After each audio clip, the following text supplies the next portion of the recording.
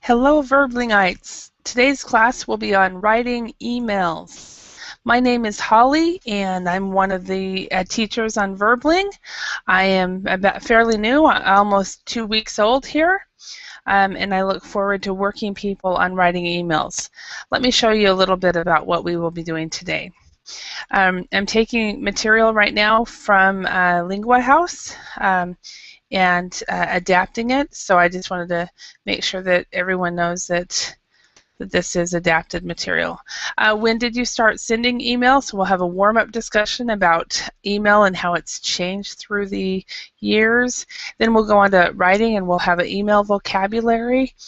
And then rules for effective emails. We'll discuss these different rules and see if it is really true. And then we'll go on and talking about informal and formal phrases and looking at some emails, and then we'll look at phrasal verbs versus formal language, and then we'll even write an email together as a class. So that is the plan for today. So, all right, and so I look forward to working with y'all and so forth.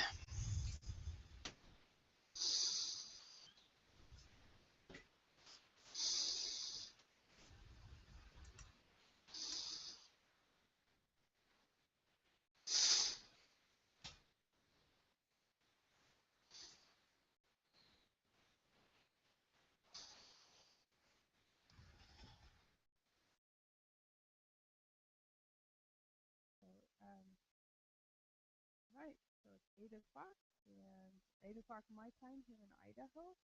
And so what time is it there? It might be morning in some locations, afternoon, evening, the middle of the night. I believe in Japan, Japan and maybe South Korea, it's about 11 in the morning. And in Europe, it's in the middle of the night. So um,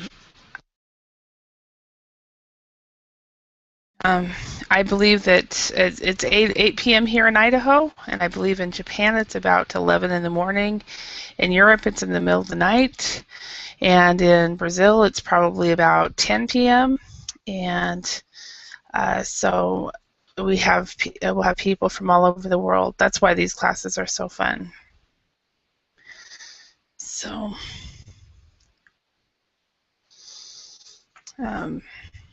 you can follow me on my Verbling teacher page, and that would be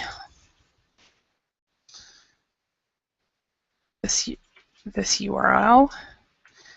I also have a Facebook page, and it's a Verbling teacher Holly. Okay, and look forward to working with people on writing emails, and how it might be slightly different than writing in a letter.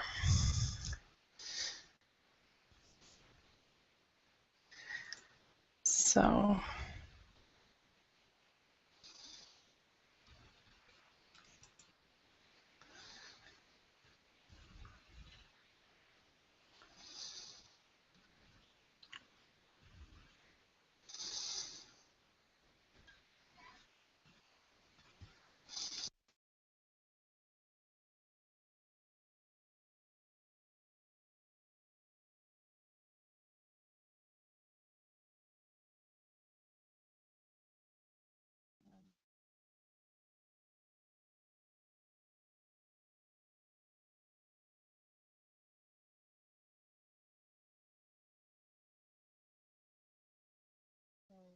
today's the class will be on writing emails,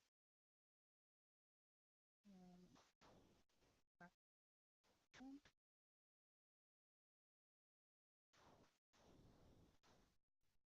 start out about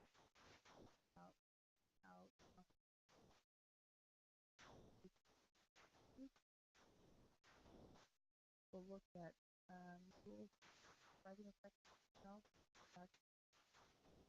that. Then we will go on and look at formal and informal phrases and compare and basically use phrases from these emails to fill in this form. And then after that, we'll look at phrasal verbs for formal language, and then we will actually write an email together. That is the plan for today.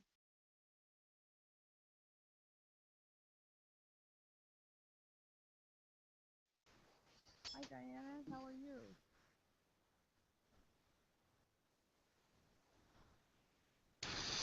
Hi, Diana. How are you? Hi, Roberto. Hi. So, Diana, where are you from?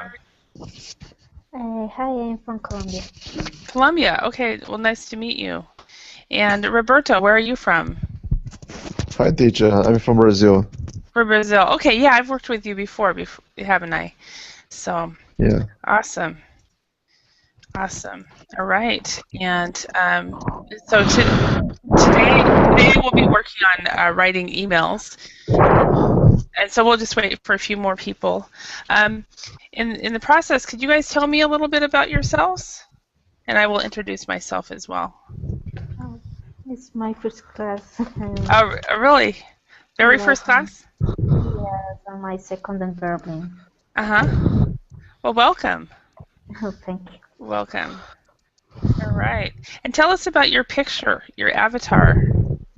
Oh, it's similar for similar of me.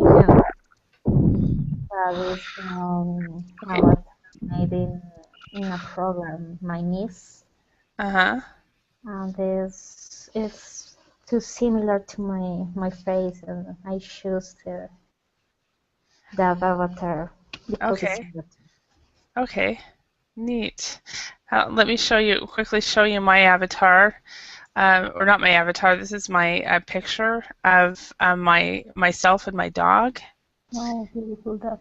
Yeah, thank you. And he was actually born in Hungary. He was raised in Finland, and now he lives here in the U.S. So, um, yeah, he a lot of times he's quiet when I'm teaching, which I'm very thankful for. So hello, Bashak. How are you today? I'm good. How are you? Good. Um, we have Diana. She's new here at Verbling. Can you introduce yourself to her? Hello, Diana. I'm Başak from Turkey. I'm 23 years old and I have been learning English for 4 years or 5 years.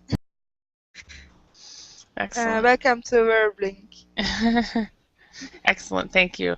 And Roberto, can you introduce yourself? I went ahead and muted you because you were breathing very close to the microphone. But can you introduce yourself real quick? Of course. I'm Awesome. Roberto.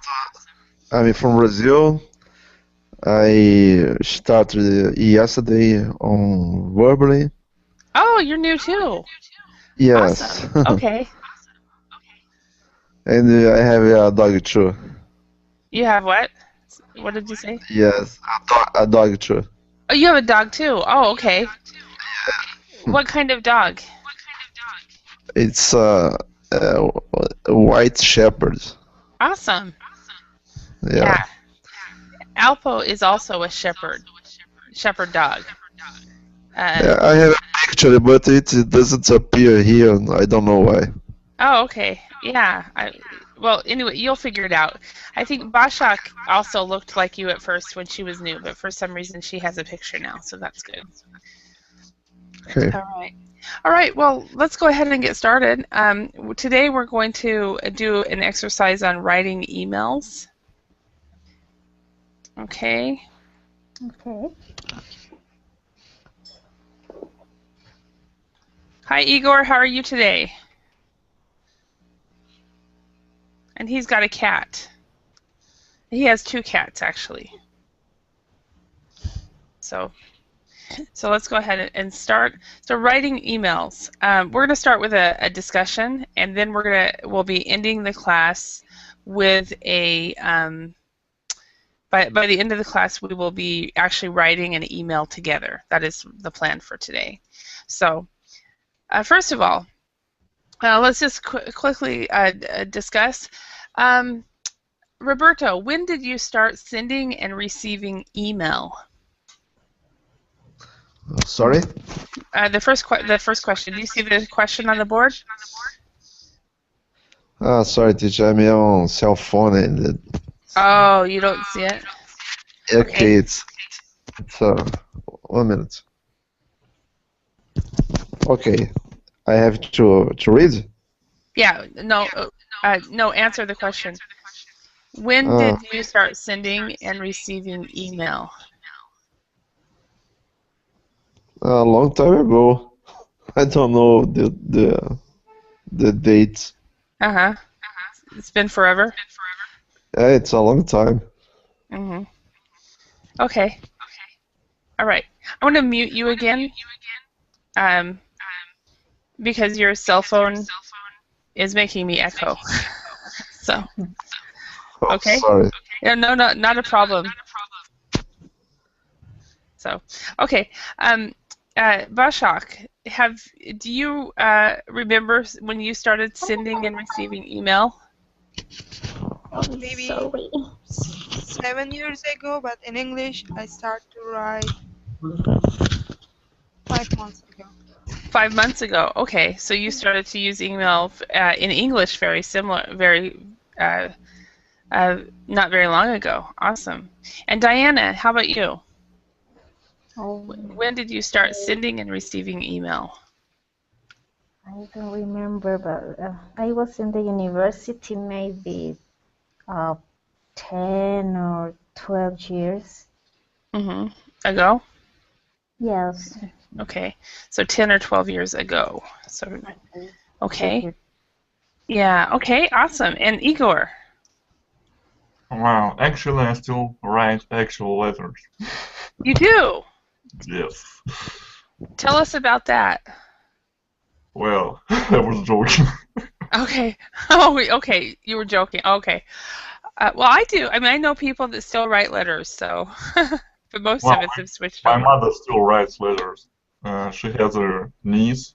She lives in Tula. It's about 30,000 kilometers from here. I tried to set up a Skype communication between them, and it never worked out. They're stuck in the old ways. They're still writing these actual letters to each other. Wow. Wow. And even with Skype and that kind of communication, even email is starting to get antiquated. Do you guys know that word, antiquated? Yes. Antiquated means very old. So like antique. Yeah, like an antique, exactly. So, I started sending and receiving emails when I was in graduate school. I was 27 years old at the time. It was back in 1980. No, 19 not 80. 19 I think 96. And it was a really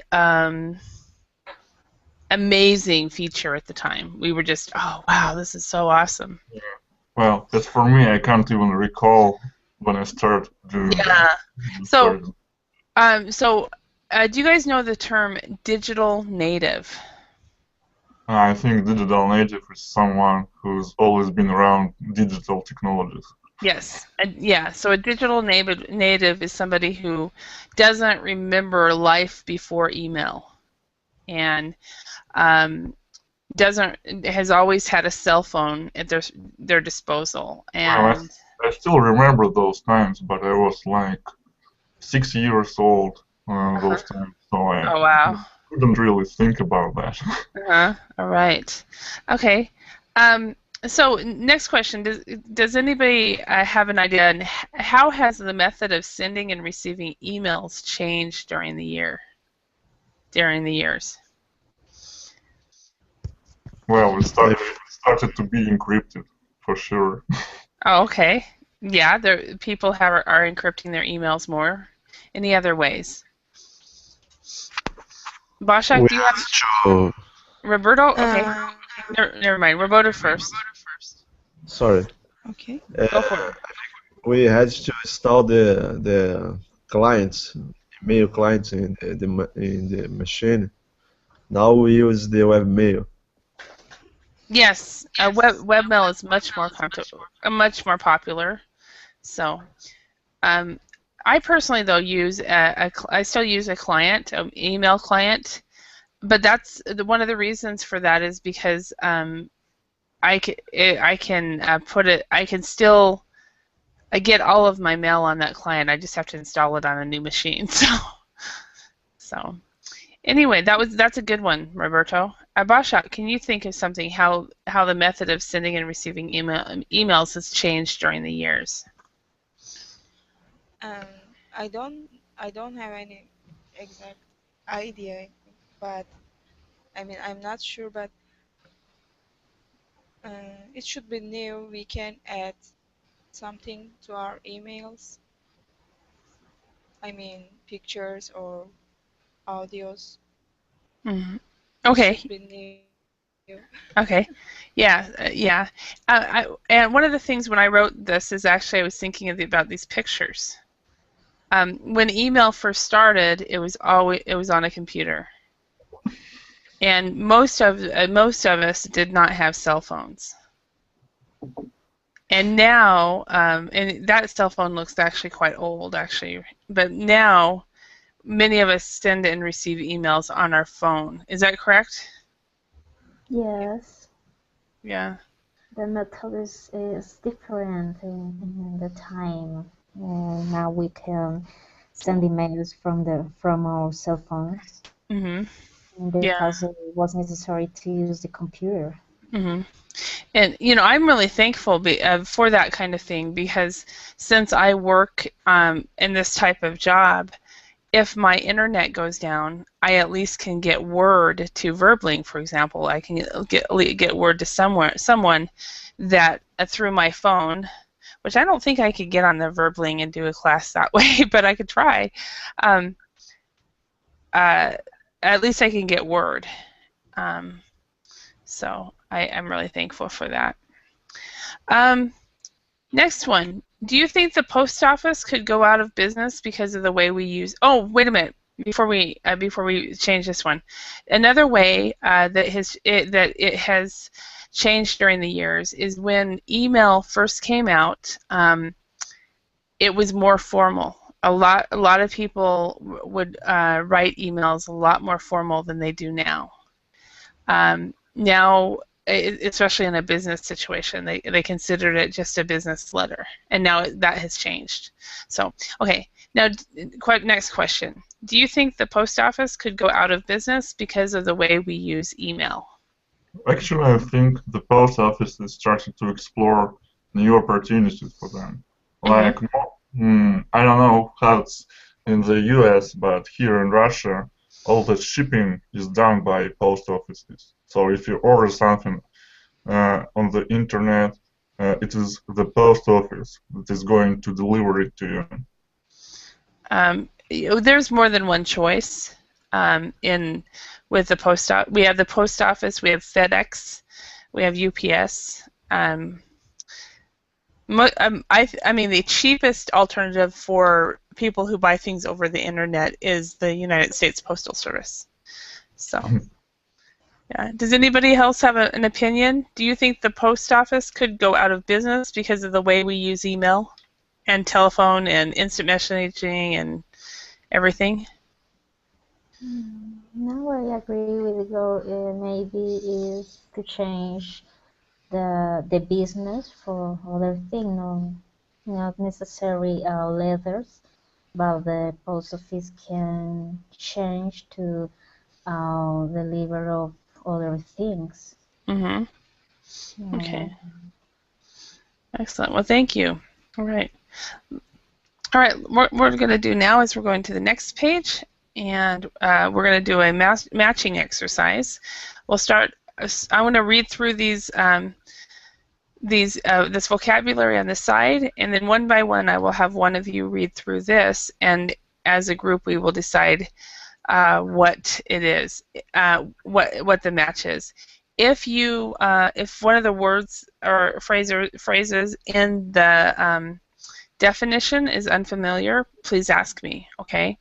So the word here is an attachment, then a disclaimer, an emoticon, flame mail, a message thread, a red receipt, and spam.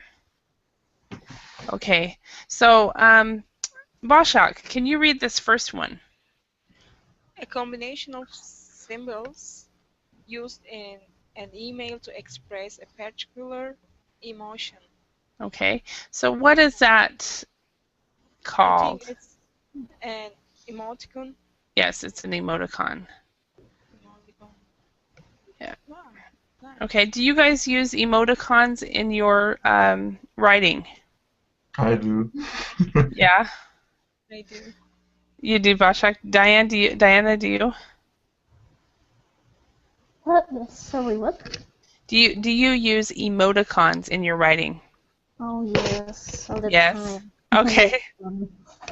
And Roberto, do you? Not in email, but informal chats. Okay. So when you're chatting live, you will use emoticons. Okay, that makes sense. I will, if I am, like, say, for example, a Facebook post or some type of chatting, and I will only use it in an email if it's not a professional email. But if it's a professional email, work-related email, I will not use them. So, all right, next one. Roberto, can you read this? Yes. A file, a document, photo, or computer program which is joined to an email. Is an attachment. Okay. Right, it's an attachment, exactly. Let's look at some pronunciation here real quick. Could you read this for me? Photo. Okay. When you read the whole thing, you weren't actually pronouncing every word. Okay, but you can pronounce it. You just said photo, and you went on to the next word. So when you read, slow down just a little bit. Okay? Very Okay. well. Very good. Igor, could you do the next one? Okay. A formal statement saying that you're not legally responsible for something. A disclaimer. Okay, thank you. And Igor, have you ever written a disclaimer? Not me, but I've seen those things written for Okay. sure. So have seen them be used. Okay. All right. Which one of these words is an angry email? It's easy, flame mail. Okay, flame mail. Yes. Oh, and by the way, just to let you know, my pronunciation, I don't know if you've noticed it, of this word is slightly different than most Americans. And it's because of the region of the area that I live in. A lot of times we do not pronounce the AI sound. We might say email instead of email. And just for your information, just in case you hear me pronounce it differently. So, Diana, could you read the next one? Confirmation that you have read something. A read receipt. A read receipt. Okay, so this word it is not pronounced with the P. Anytime there is a B or a P before a T, these are not pronounced. So a read receipt. Okay. Okay. Excellent. And Basha, could you read the next one? The history of correspondence. Correspondence. Yeah, correspondence. A message thread. A message thread. Okay. And next one, Robert, can you read this?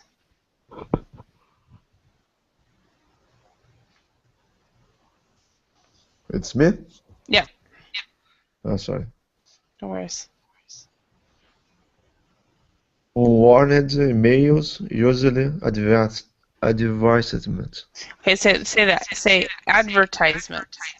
Ah, sorry, advertisement. Okay, everybody. Igor, could you say that? Advertisement. Advertisement. Okay, Diana, could you say it? Advertisement. Okay, Bashak? Advertisements. Okay, now that was American English. Now let's practice British English. British English, in British English, they would pronounce it advertisement. Advertisement. Yes. And Roberto, can you say that? Advertisement. Advertisement. Okay. Diana, advertisement. Advertisement. Okay. And Bashak? Advertisement. Okay, good. When I know both pronunciations, I'll try to make sure everybody knows that both are correct.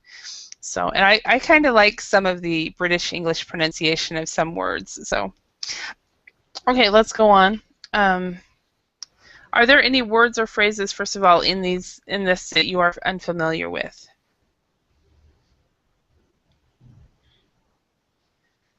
No. The silence means no. Okay. Flame mails. Sorry, is flame mail related to the term used on forums? In forums, like Yes. there's so much flame in this thread. Yeah. It is. It's there. I think there is an idiom about flame. If you flame somebody, it means you're just being mean to them. I mean, you're just being cruel. And so it comes from that. Yeah, and it also comes from fire. And fire, and also temper. If you have a hot temper, it's like fire. So you're flaming. Yeah, exactly. Have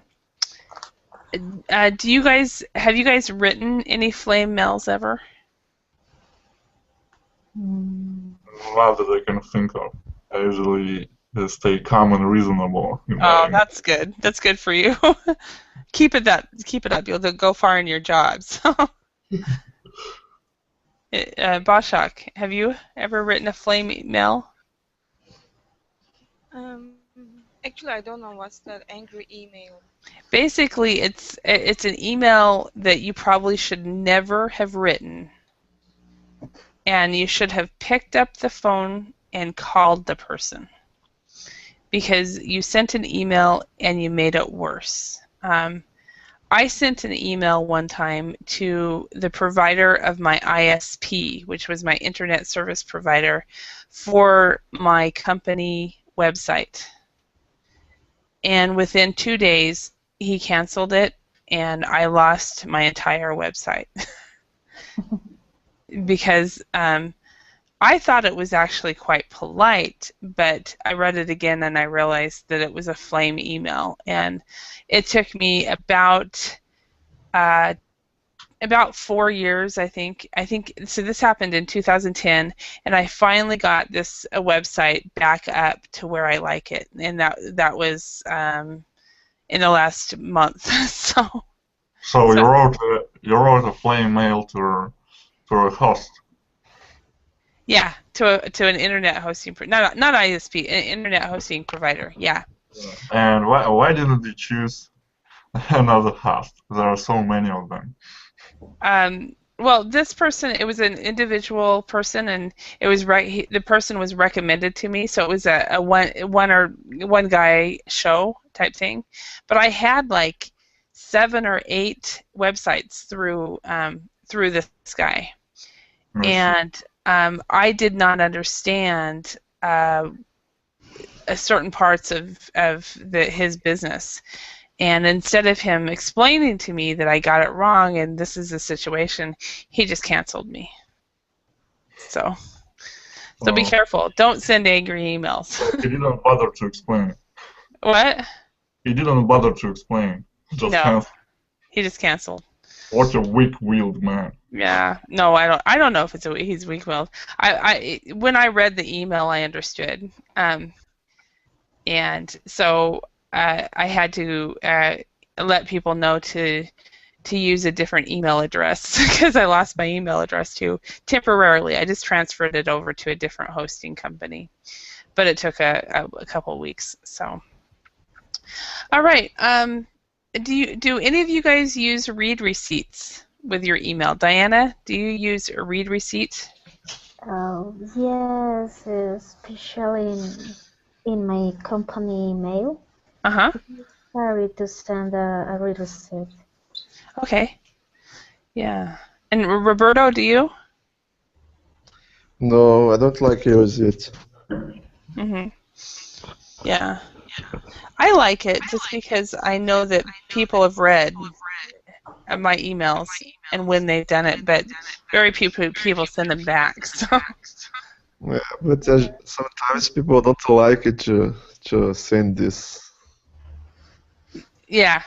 So it's not very good because 3 people out of 20 will actually send it back. So. Yeah. All right. Rules for writing effective emails. So I have 10 rules here. What I'd like you guys to do is we'll just in turn read this and make sure that you understand it and discuss it, and you guys will decide whether you agree or disagree with it with each sentence. Okay. Bashak, let's start with you. Number 1. Be concise and to the point. Avoid long emails that are discouraging to read. Okay. So this word right here, be concise. Be concise. Okay. And what do you know what be concise means? I don't know the meaning, but I can understand the whole sentence when I read. Okay. You understand the whole sentence.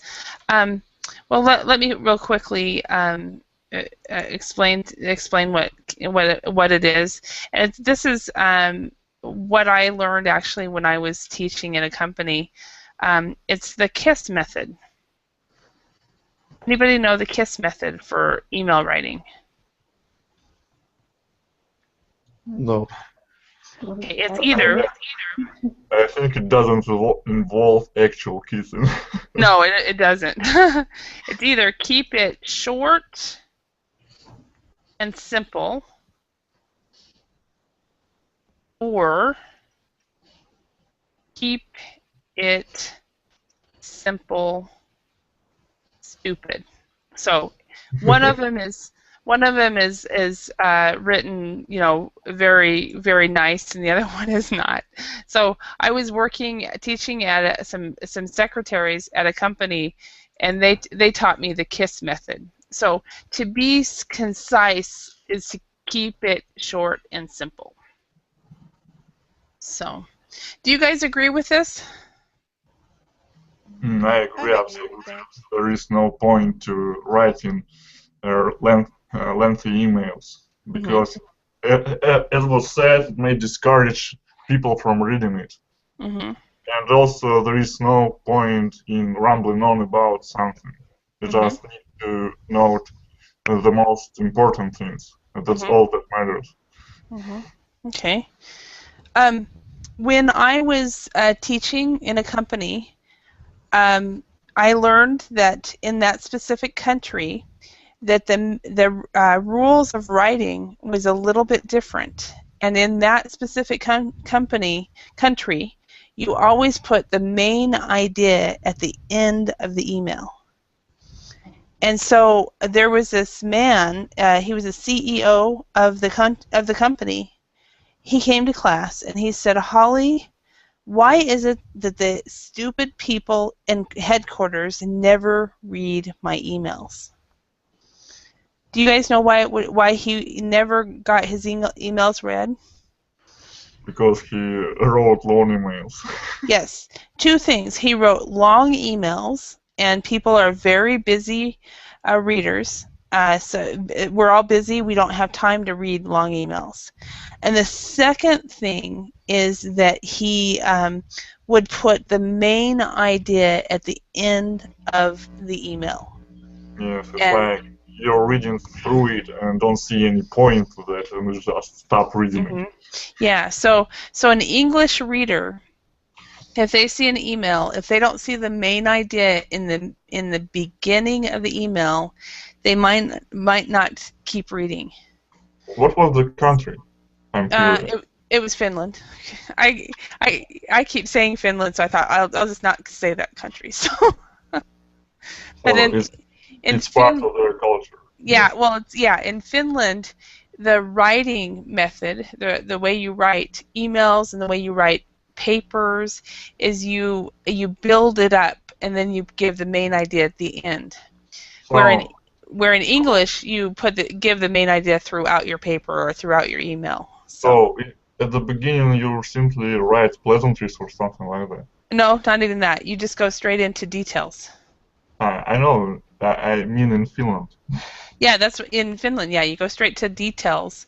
You go to the broad details, and then it goes, and then it goes to the, and then it funnels down to the main idea. So, but no, they don't write pleasantries either. So anyway, number 2, Diana, could you read that one? Yes.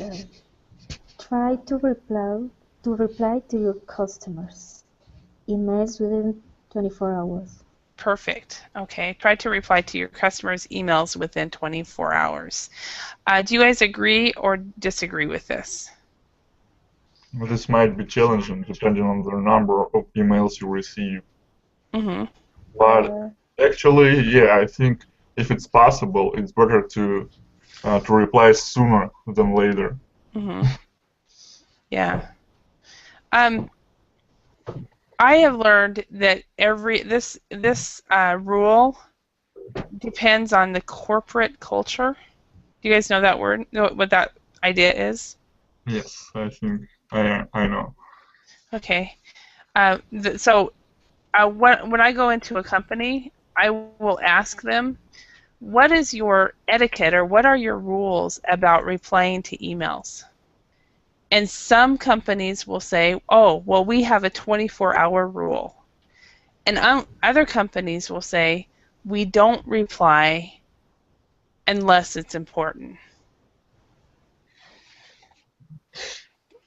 So how about in your companies or your schools? Well, I think it's like that. If it's spam, so it's not important, we don't reply. If it's potential employment, like someone wants to order our services, then we will reply as soon as we can. So if it's a customer, you'll reply. So it just depends on. Yeah, but there is this thing. Don't reply within 2 hours. Oh, okay. Okay. Roberto, are you working in a company right now? Yes. What is their rule? Do they You have to respond as soon as possible. Because to send a message to the client is important. How about for internal clients? That's like your boss or your colleagues. There is no rules about that. Okay. So if your boss is important to respond quickly. Okay. Bashak, you were studying. How quickly does your professor answer your emails? I want to talk about my sponsor. I have a sponsor during this work and travel program about this program, and sometimes I had to write something to him, and when I sent emails after 2 days, I had to call him and, hey, did you get my emails? Can can you read them? Mm-hmm. So I think they don't have a rule, 24 hours rule or something. Yeah. So, some companies do not. I used to work with a foreign exchange organization, and they had a 24-hour rule that they had to reply at least by saying, working on it. But that's about the only company I've worked with that actually has the 24-hour. So, Diana, how about you? In your job? Yes, it's very important to reply a message quickly. It's a fault to respect the Yeah. response and fast. Yes. Uh-huh. Okay. Next one. Number 3. Igor, could you read this? Do not write in capitals. It seems like you're shouting, and you might get a flame mail in response. I think it's absolutely true. It's like you're trying to to explain something like I don't think it's like shouting, but it's like you're pasteurizing the one Yeah. you're writing it to. Yeah. Like, look at here. I want you to actually see it. So yes. Yeah. Does everybody agree? Yes. When you Yeah. receive an email with capitals, I think the person is angry. Yeah. And that might be a flame mail, you know. Yeah. I in the past have made that mistake. Well, I've used capital letters, and people thought flamed. They either flamed me or they thought my mail was flamed. So I have to be careful about my emails. They're very. They can be very strong if I'm not careful. Roberto, can you read this one? Yes. Leave the message thread in your mail to save the time, Recipient? recipient time and frustration looking for earlier messages. Very good. Because you slowed down. Messages. Messages. Okay. Excellent. Does everybody agree with that? Yes. Okay. Basha, can you read number 5? Add disclaimers to your emails to protect you and your company from liability. So, from liability. Do you guys understand what this means? It's a weakness. How's it we? It's like a loophole they can use to get back at you or something like that. Mm-hmm. Yeah. Okay. So you can be sued if you're not careful. So, Yes. okay. Diana, could you read number 6? Proofread your email before you send it. Do you agree about this? Yes, I agree because sometimes we have mistakes in the writing or maybe in the meaning of the email. Mm-hmm. Okay. All right. Number 7. Bashak, could you read this? Only copy in other people if they know why they are receiving a copy of the message. Okay. Do you guys agree with this one? Yes. Yeah. Okay. Igor. Do not overuse abbreviations and emoticons. The recipient might not know what they mean. Okay. Yeah, sure. Yeah. Okay. Let's look at pronunciation for this. Yeah, sorry. Abbreviations. Abbreviations. Very good. Abbreviations. Okay. So you agree that with this? Yeah, it's like is the first rule: be concise and to the point. And abbreviations, they might, they're sometimes they're not concise, so they're not simple at all. Mm-hmm. People might not know what they mean.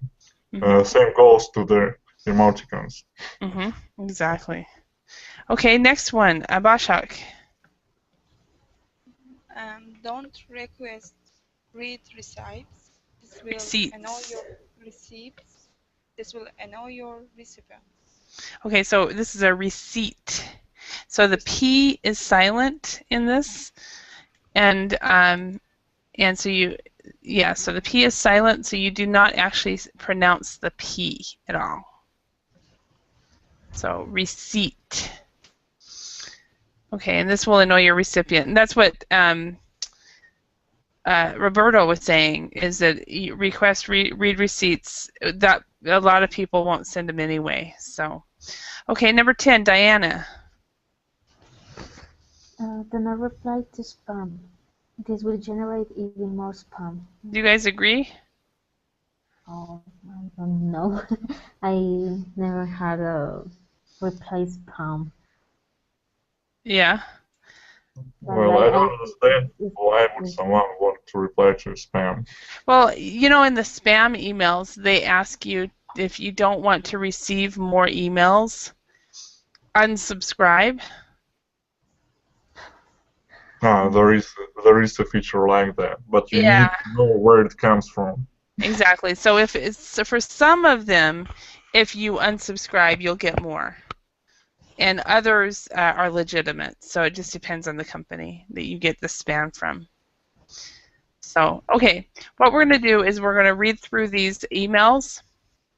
And what I want to do is we're going to underline the informal language here. Okay. So Igor, could you read this first email? Okay. Subject: New office. Hi John, how are things? Hope you're settling in your new office. Just to let you know that the laptop we ordered for you is on its way. I'm going to be away for a few days, so get in touch with Mike if you need anything else.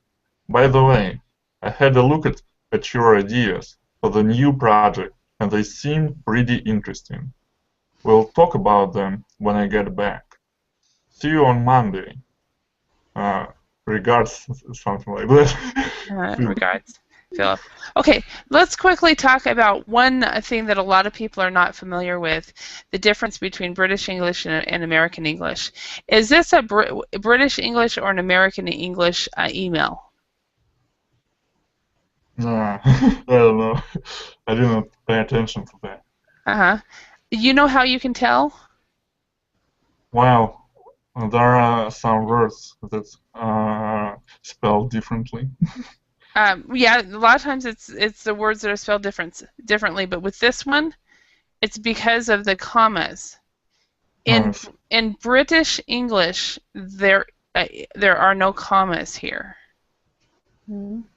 but in American English there are.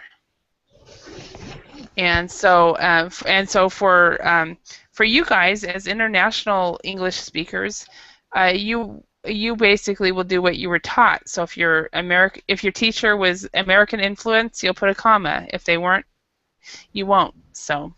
Well, I always put comma there. You won't. Yeah, and that's probably because your teacher was British. Well, I put. Okay, and from now on you won't. Okay, and that's one of the.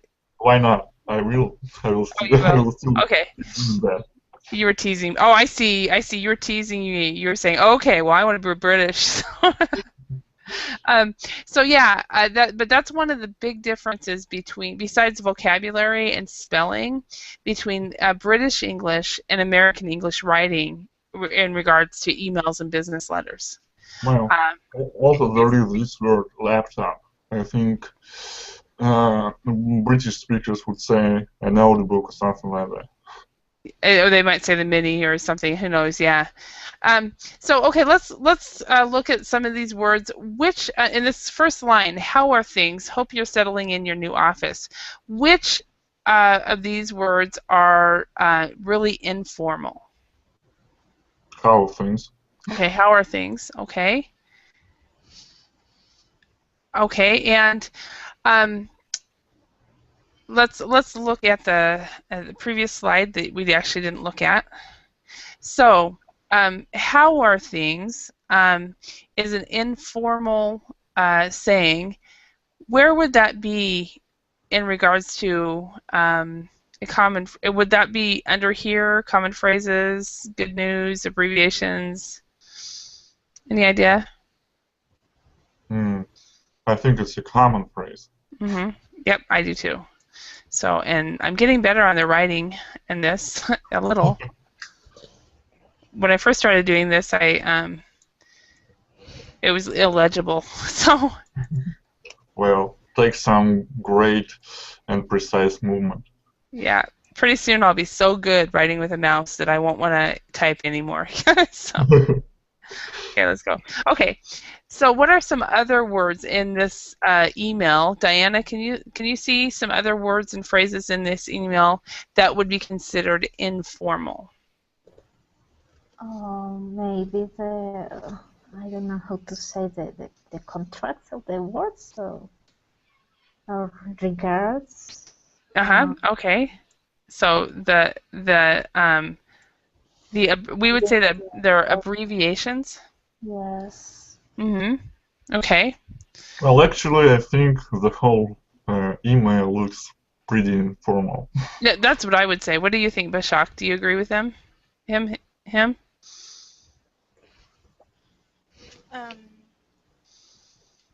Yes, I agree Yeah. with him. Yeah. Also, this is just to let you know. It's also really informal.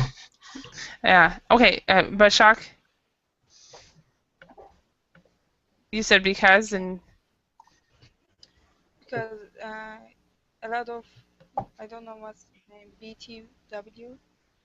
BTW. They're called abbreviations. Abbreviations. There are If a I lot can of write. abbreviations. Okay, it's because of the abbreviations and just the style of the way they were writing this email, whoever wrote this, and it's American, and Americans are a lot more informal than in a lot of countries. Abbreviations. Okay, so Diana, can you read this subject to loan application? Can you read the next one? Okay. Okay. Subject, loan application. Dear Mr. Johnson, following our phone conversation on Monday, I am delighted to inform you that your application for a business loan has been approved. Please find attached the credit agreement. Would you please visit our bank tomorrow so that we can sign the paperwork? I would like to remind you to bring with you our relevant company documents. Kind regards. Kind regards. Kind regards, thank you. Duncan Smith, Accounts Manager, Real Bank. Yeah, yes. It's in English. Many people would say real, but other people might say reale. So I don't know. Okay, thank you. Yeah. Okay. So between these two emails, what is the differences? The second is more formal. So the loan this one's more formal. Just in the way everything's written, correct? Yes. Okay. Yeah, because abbreviations, no. Yeah, there's no abbreviations there. That's the biggest clue right there. There are also no contractions. So I think also the vocabulary used there is on the whole new level, like delighted. In a informal manner, it would be like, I'm glad, not I'm delighted. Exactly. I agree with you there. So. And too informal, I think informal also a formal word. Okay. So like, I am glad to tell you. I think it would be something like that. Exactly. I agree with you. I agree with you there. Okay. So we just to let you know. Okay, let's go over this real quick. And we were going to try to write an email, but we don't have time. However, I went ahead and actually made this, adapted this stuff, copied and pasted it into a PowerPoint because it looks nicer and it's easier to read. But there is a PDF that you guys, if you have not downloaded it, you can download it. So So phrasal verbs versus formal language. So number one, it looks like we really need to do up the office. Does anybody know what that would mean? I think it means renovate. Gals, do you agree? Yes. Yeah, to do up the office. Okay. Shirley is off at the end of the month. Is taking leave. Yes. And number three, Igor, could you read that? Don't worry, I'll back you up during the meeting. Support. Support. And there's a statement like for that. I've got your back. Yeah. Could you say something like, I'll vouch for you? Yes. I've got your back. I'll vouch for you. Usually with I'll vouch for you, it'll be if you're trying to help somebody get a new job. But I've got your back just means they will keep them, you will back them up for anything that they say. Anything. Diana, could you read number 4? Good news. It looks like our application finally went through. Was formally approved? I don't know. Yes. Yeah, it was formally approved. Perfect. Exactly. Bashak, could you read number 5? If sales keep dropping, we are very likely to go bankrupt. Yes. Go bankrupt. Perfect. And Igor? I haven't got around to contacting the client yet. I'll do it first thing tomorrow. So he didn't find the time to do that. Actually, in my opinion, it isn't find the time. It is I haven't taken the time. Yeah. That's my opinion. There is this thing all children say to their parents when when parents ask them to do something like, I will find time to get around to that, or I'll get around to that later. Yeah, and it's exactly, but it's really take the and it's everybody has time to do what they need to do. They just don't do it. So, number 7, Diana, could you read that one? I tried to call him several times, but I couldn't get through. Is make contact? Yeah. Okay. And number 8, Bashak. I'm afraid I have to call off tomorrow's meeting. Very good. Cancel. What's the difference between to cancel and to postpone? Postpone is to arrange it for another time, but to cancel is to cancel it completely. Okay, yeah. Postpone is delay something. Yeah. So the meeting is delayed. So, all right. Well, thank you very much for your time and attention. Again, you can download the PDF and with the answers on Facebook on the class site for this lesson, and then you can see the answers and see a few more exercises that I didn't include on the PowerPoint. So. I hope to see you again. Thank you very much for your participation, and I hope you learned something today. And if you want to stick around with me, I'm going into another class right now about make and do. So, Thank you very much. Thank you. Bye. Bye. Bye. Bye.